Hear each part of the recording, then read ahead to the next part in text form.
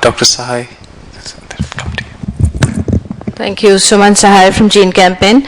A couple of comments on the policy inputs into this dialogue.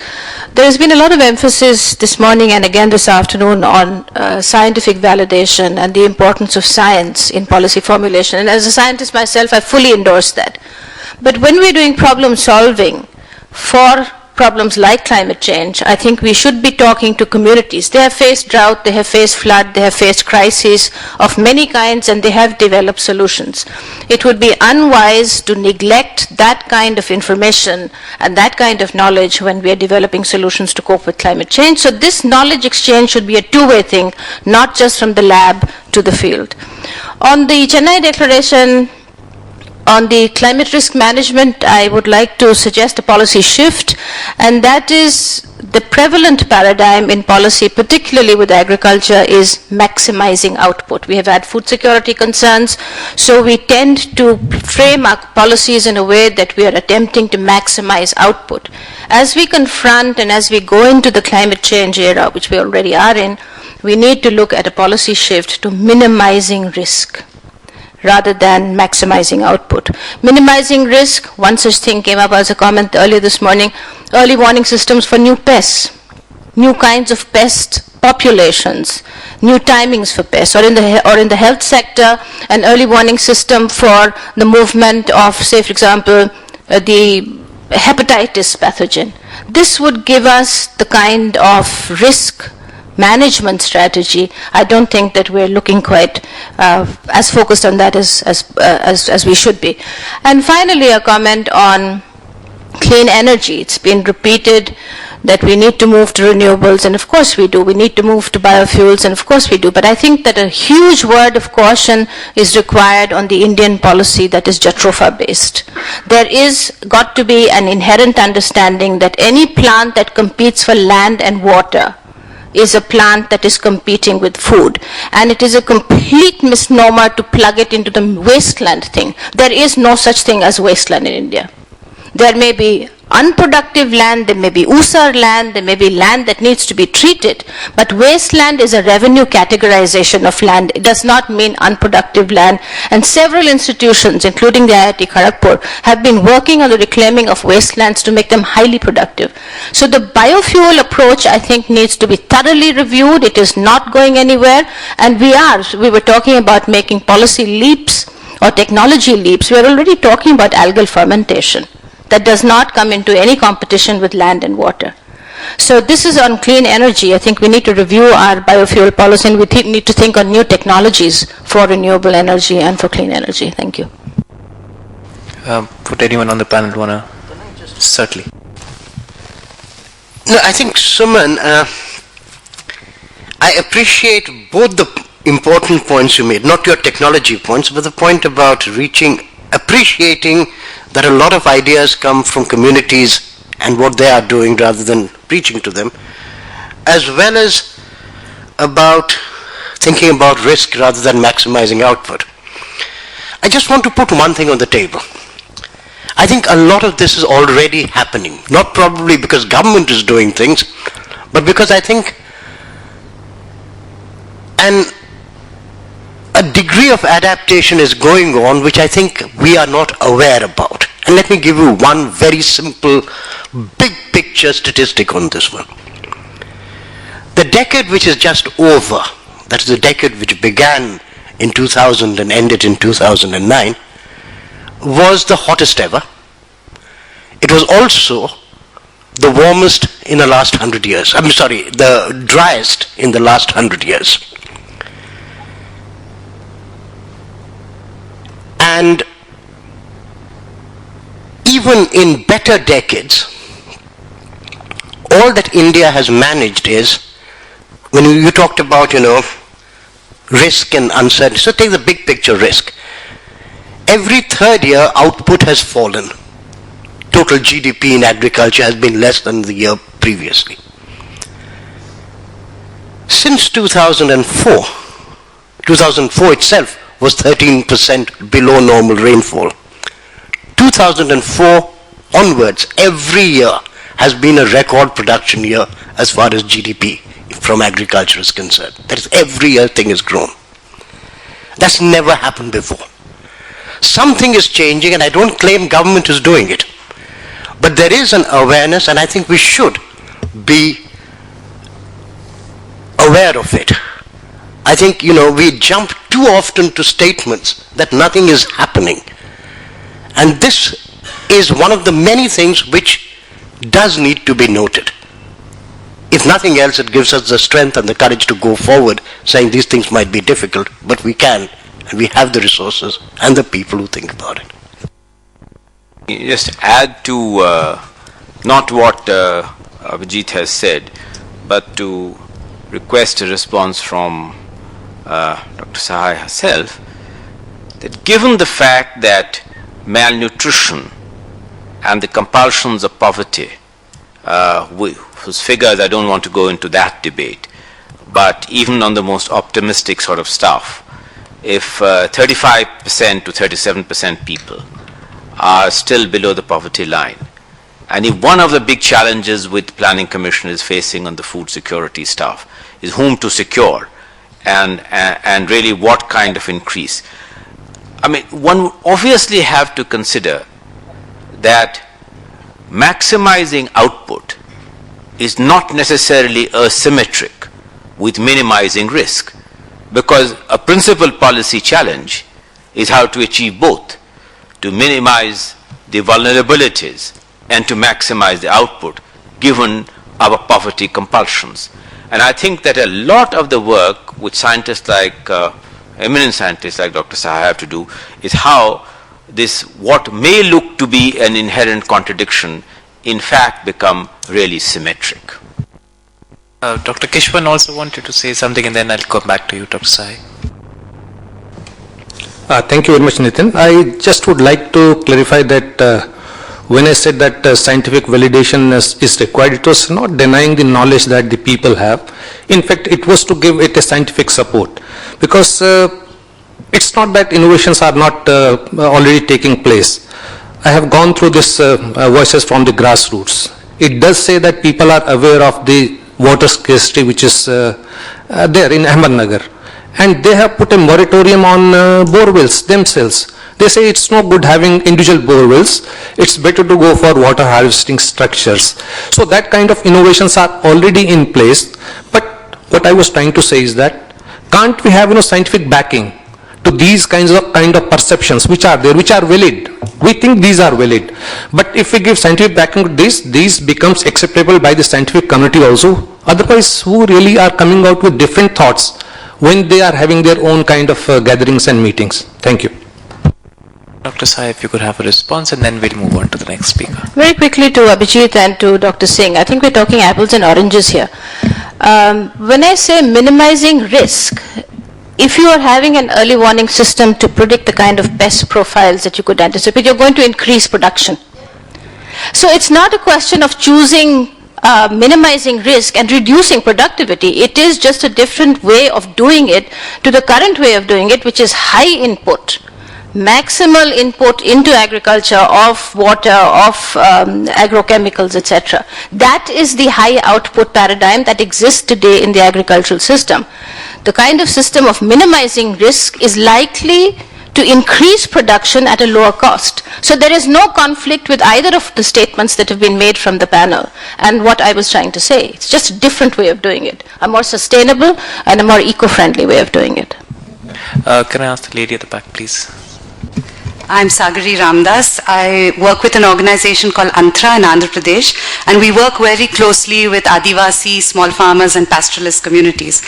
And the comment which I have both on the Chennai Declaration and on the national, particularly the Green Mission policy, where we have so closely just focused on the red and red plus angles of how we're going to adapt and mitigate, is that there are serious concerns about red and red plus amongst Adivasi communities in India. Across many Adivasi communities are looking at this as a new form of colonization, carbon dioxide colonization.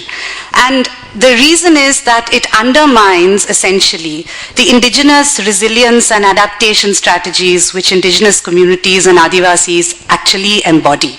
And the way this works, and I think Nitin, your question was completely accurate, that today, for instance, the Forest Rights Act, which is such a progressive legislation, which is going to be decentralizing governance of the forests to communities.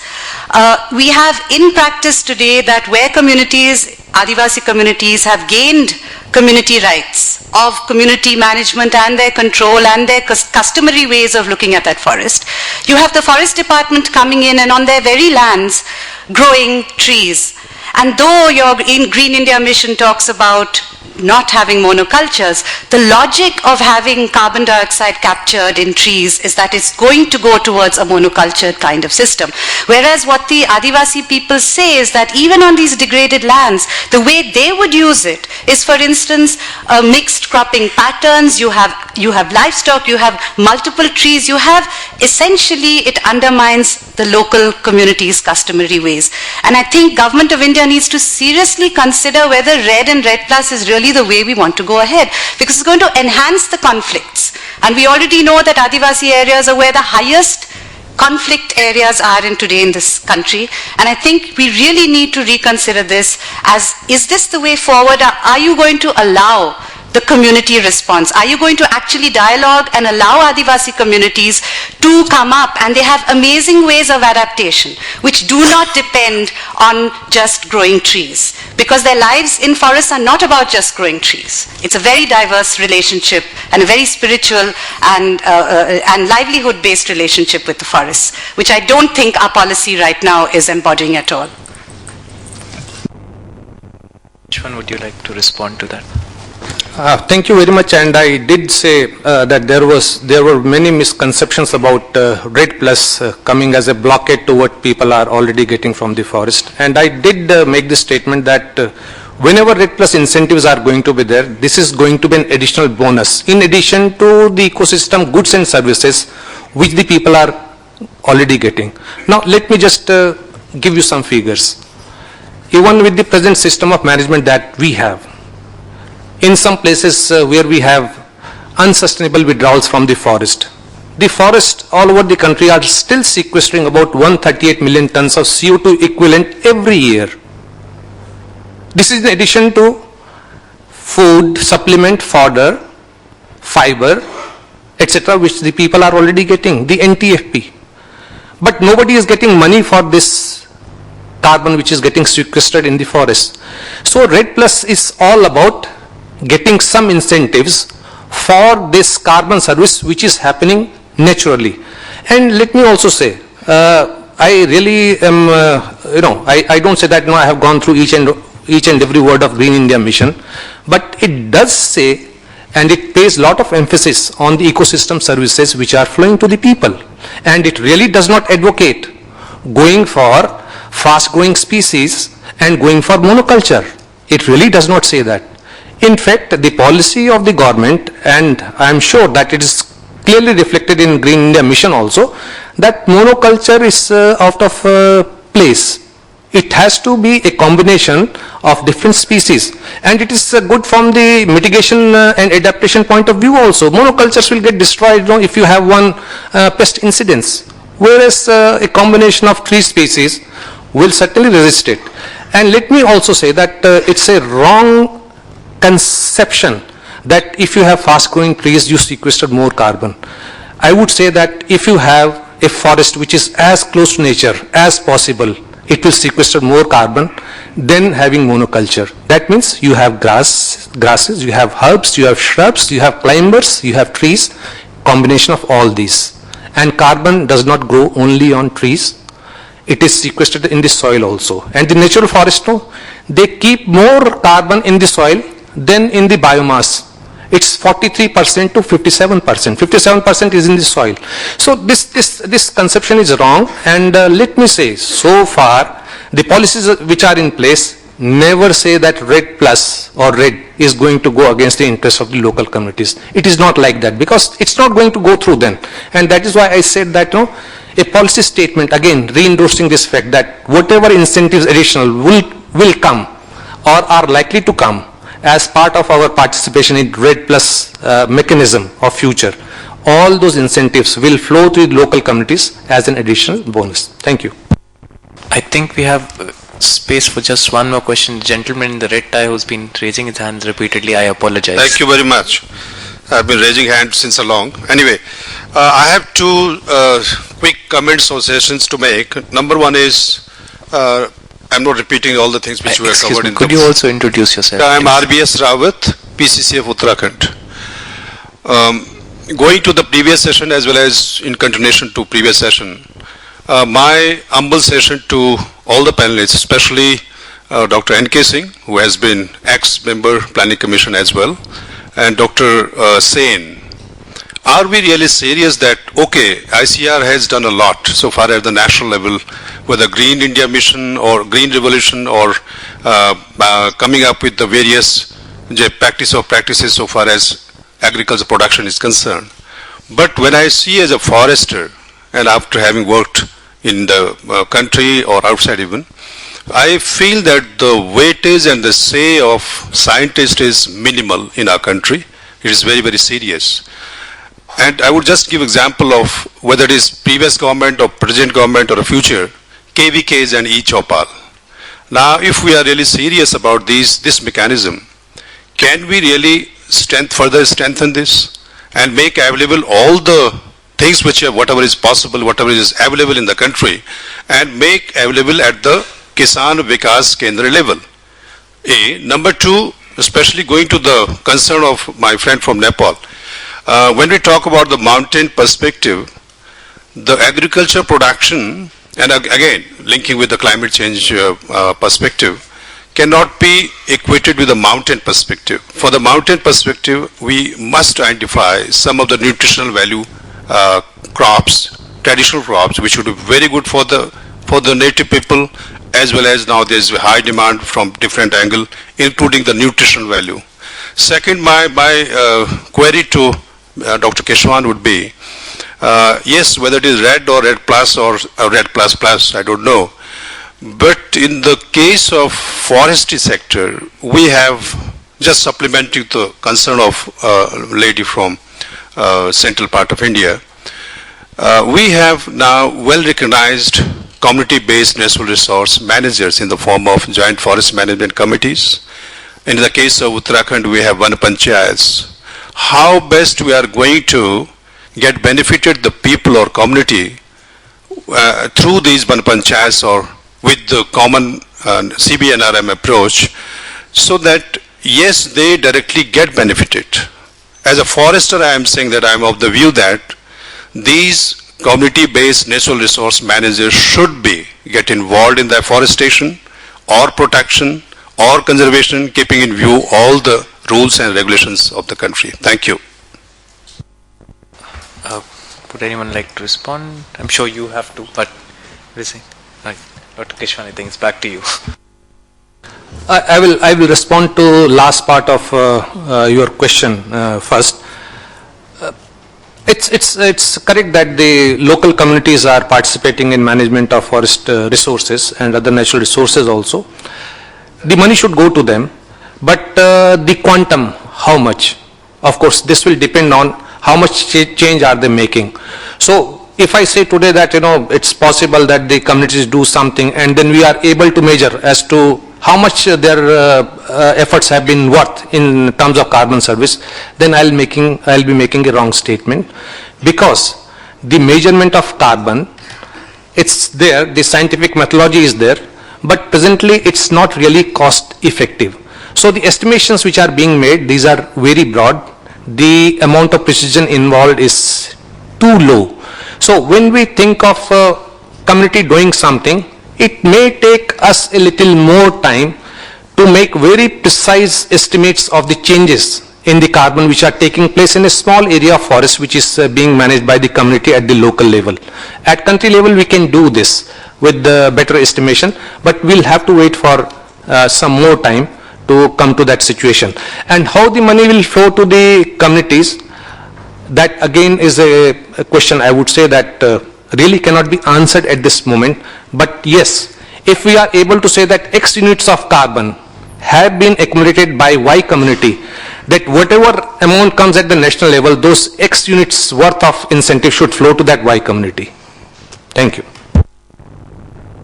Certainly, please do. Thank you, Mr. Chairman, for I could catch your eyes. The point which was raised that obviously in the hills and mountains we should be able to look at the indigenous local material rather than basically looking for higher production, productivity and agriculture being equated with mountain agriculture. In Nepal, Isimod would know it better. The high hills, generally their food security is based on UNFPA food supply. The food aid is the main source of their food security. The local production of roots and tubers, fruits and vegetables have gone out of window. As a matter of fact, they keep waiting for the very costly transported planes to land there in the mountains, and then the white rice and polished flour is their main food. And the local nutritional aspects is totally compromised with, and the local economy has been sacrificed. Therefore, I think it is very important that we look at where we are located, what are the prospects, what are the production avenues, what are your assets in terms of ecology, your local material which you can produce locally and enrich yourself rather than depending every now and then on the economy of 1/3 of Nepal's economy, food security is based on the food aid. This is not on and should not be allowed to happen in the mountains. Thank you. I might add, it's interesting that you talk about what's happening to local production out of forests and lands. Interesting statistic that came out of Planning Commission talking about how rupees 50,000 crore worth of business is done in NTFP in India on annual basis. While this does allow a large number of people to survive, it's also interesting to see, say, take particularly the bamboo trade. It's roughly worth about 6,000 crores annually, but only about 4% of that remains within the district where the harvesting is done.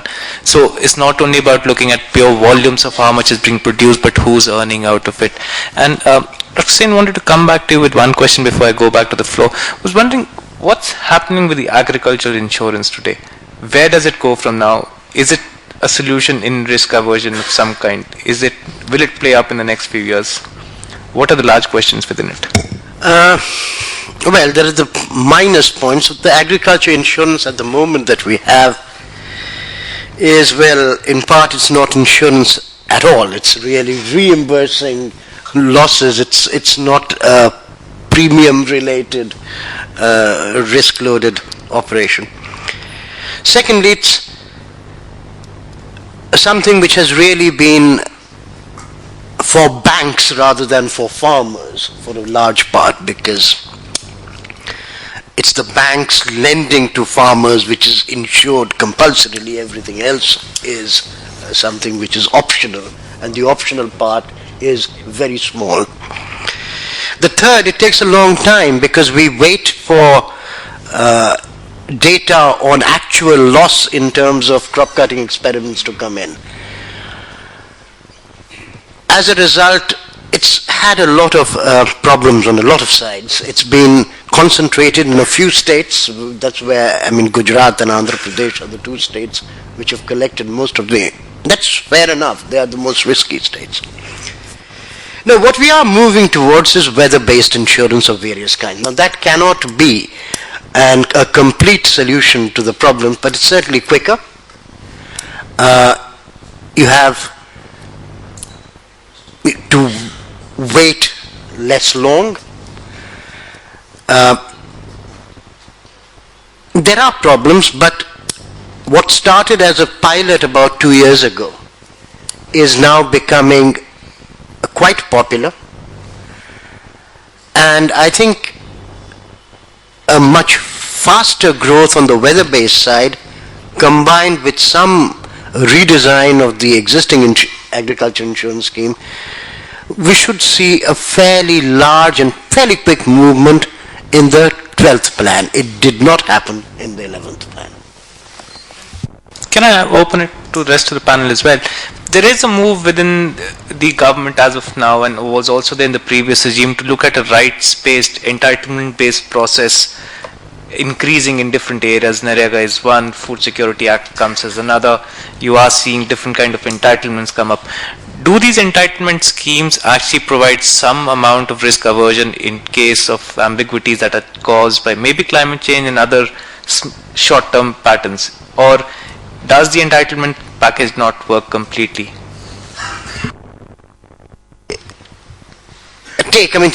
Probably this is sort of last sort of a question. In a sense, this Chennai declaration, a lot of these things, plus the entitlement-based approach, together add up to two statements. One is, the rights approach says, I should be sure about at least certain things. There should be some fixity somewhere. Yes, I think we are trying to do it. We are not always doing it correctly, that we don't have the architecture always. For example, if take the NREGA you mentioned or the Food Act, there are synergies which could have been exploited. But there is the other side to it, which is it's not enough to have a set of rights which is implemented by a distant authority. I think it's the community, what rights devolve down to the community, what you give to the community, what communities. And I think that's really where a lot of the issues will be resolved or not resolved. And I think we will be judged finally on the way we can devolve down what should be devolved down. There are lots of things we shouldn't, but what should be devolved down as quickly as possible. Thank you so much, and I'd like to thank the panel and ask Pat to take over. Thank you, Nitin, for having facilitated this session so well. I'd also like to thank the panelists, and as a token of appreciation on behalf of all the people involved in this process, if you could accept a few flowers from us. Thank you.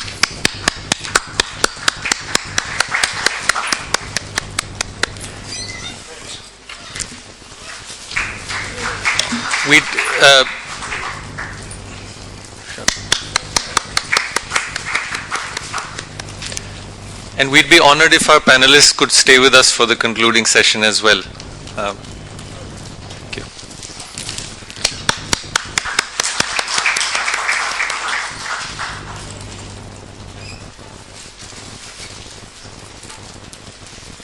You wouldn't mind if I ran away? Okay, it's somewhere back.